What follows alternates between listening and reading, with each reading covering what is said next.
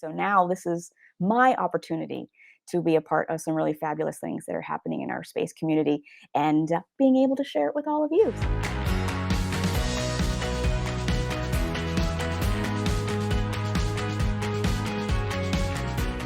So, if this is the first time you are watching one of my videos, hello, I'm Kelly, and I am a Solar System Ambassador for NASA and the Jet Propulsion Laboratory here in Pasadena, California.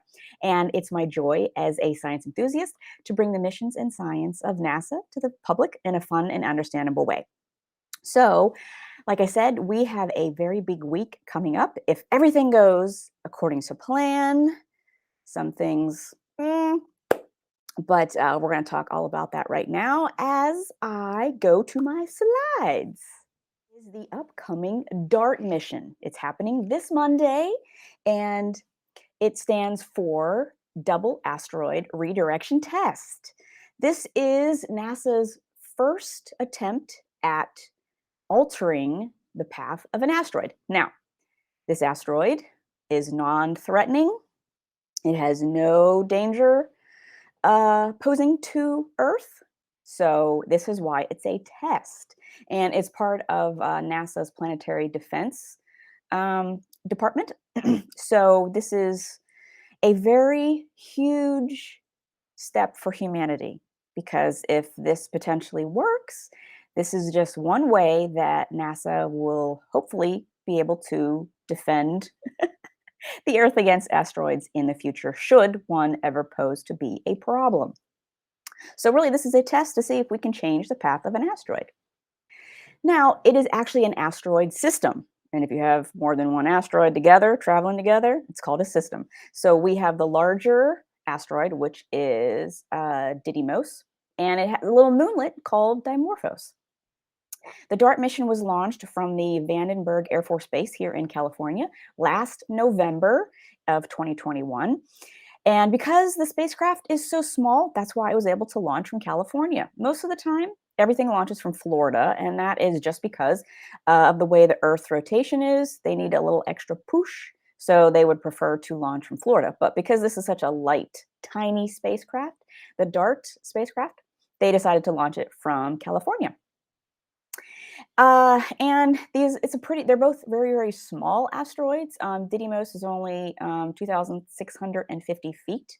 And the little moonlet, which I just love that word, moonlet, Dimorphos, is only 530 feet. So it's teeny tiny out there in the cosmos. So they have been tracking this asteroid system for about 25 years. So they've known about it for quite a while. And Dimorphos's orbit around Didymos is every 11 hours and 55 minutes. They've pinpointed it that precisely. And something I just found out the other day is that NASA has never actually seen Dimorphos yet, because it's just too small. They can't actually see it with any of our telescopes that we have here on the ground. So they've been able to track basically Didymos, and they just know that Dimorphos is right along for the ride because they go together hand in hand. The DART mission is considered a kinetic impactor, and it's been designed to be autonomous about 4 hours prior to impact. Now, because it's still fairly close-ish to Earth, data or signals being sent to the spacecraft, they only take, I think they said, about 38 seconds. So it's pretty close to be sending commands to, but they want to build spacecraft to be autonomous, so when they're further away, such as like on Mars or even further in the future, rovers spacecraft will be able to operate on their own and not rely on instant commands from mission control, because it just takes too long to get there to make them do anything. And once it hits Dimorphos, it's going to be traveling between 14,000 and 15,000 miles per hour. And it's going to be roughly at about a distance of 7 million miles from Earth. So, I mean, I think the speed of a bullet is 1,700 miles per hour. So, between 14 and 15,000, that is super fast. And they're hoping that this impact will slow the orbit of Dimorphos around Didymos by about 1%. So they're roughly hoping to change it by 10 minutes. So on the other slide, I said it was the orbit was 11 hours and 55 minutes. So they're hoping it will now be about 11 hours and 44 minutes. So they're not changing it a lot. But again, this is a test. They just want to see if it's even possible to change the trajectory or the speed of an asteroid should it ever be needed. And it's better to test now when something is not a threat on an asteroid that's not a threat. So we have this tool in our tool belt should it ever need to be used in the future. Now, in addition to the DART spacecraft, it has a little travel companion, a CubeSat. And if you watched any of my Mars videos in years past, I talked about the CubeSat tests that they did when they launched the Perseverance rover. And little CubeSats, they're usually roughly the size of a suitcase, maybe a little bit larger, and they will usually be deployed shortly before any major event happens because what their jobs usually are to do is take photos of what's happening and also be like a relay station. So if a spacecraft is relaying information back to Earth, it can bounce off of the CubeSat and then back to Earth should it ever be needed. So the DART spacecraft has a little CubeSat, and it was actually created by the Italian Space Agency. So, what's very exciting about that is this is the very first time that the Italian Space Agency is going to be operating a national spacecraft in deep space. So, they're all very excited over in Italy that this is the first time they're getting to do this, and we're excited for them as well. Now, once it does its impact on Monday, the Deep Space Network, the location in Australia, will be receiving the data because that's just at what point the Earth will be rotated, and Australia will be facing the asteroid, so it'll be able to receive the data. Now, if you watch the live broadcast of the impact on Monday and you hear the mission control members, the mission team members yell out, "Loss of signal," don't panic. This is good. This actually means that we hit the asteroid. They're very, very confident that they're going to hit the asteroid, but again, they've never seen it in person. So it has a navigation system on board to be able to direct it to Dimorphos to impact it. Um, and fingers crossed, they have, I think they said 21 different contingency plans should anything go awry between now and Monday's impact. And that little CubeSat, it was released, I think, about 10 days ago. So it's already been traveling behind the DART spacecraft. I believe they said it was about 3 minutes behind. So that's the distance. Once the impact happens, the mission team members will be studying everything that happens with the asteroid after that for the hours, days, and weeks after that. They want to see if they really were able to change the speed of the orbit just a little bit.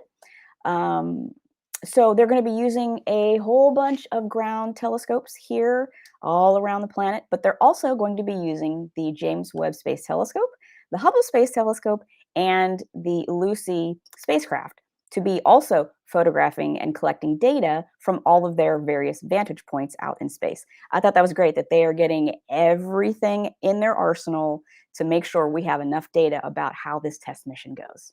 If you want to watch the impact live on Monday, the live broadcast for NASA starts at 6 p.m. Eastern Time, which is, yay, 3 p.m.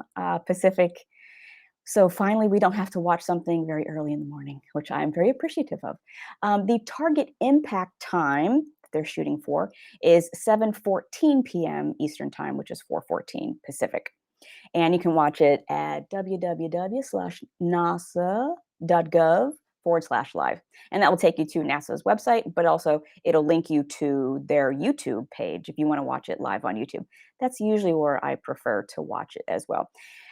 They said because the transit time of the data is pretty short since it's fairly close to Earth, we should be able to get photos. I think they said there's a 45-second delay. So that's pretty fast. So they said as the pictures start being, it's 38 seconds for the data transmission, and then roughly 10-ish seconds for them to process it.